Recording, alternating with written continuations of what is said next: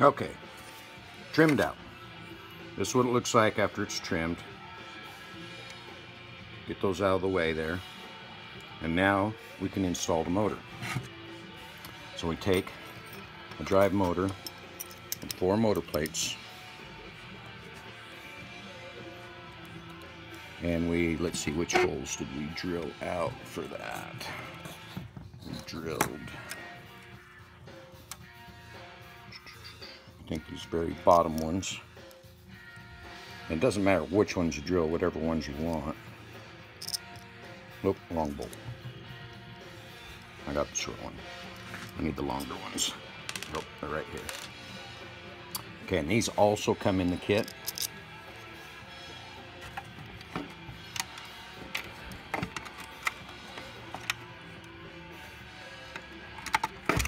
Put that in there. Put a 3mm flange nut on there.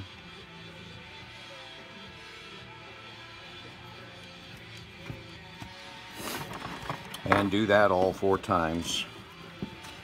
And that's how you mount the motors. So and then you want to make sure you align that so it's centered up in the hole, because when you're done, let's put another nut in there, another bolt. Kind of hold this a little better. Get the wires out of the way.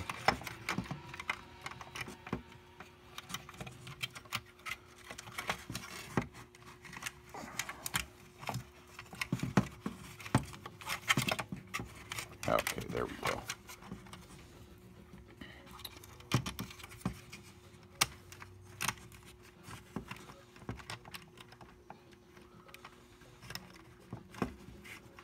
And if we can get it lined up.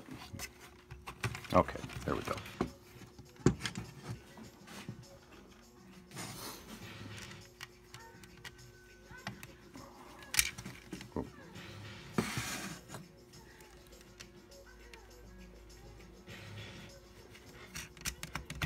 Okay, so once you get all 4 of them in place like that, you want to make sure you're centered.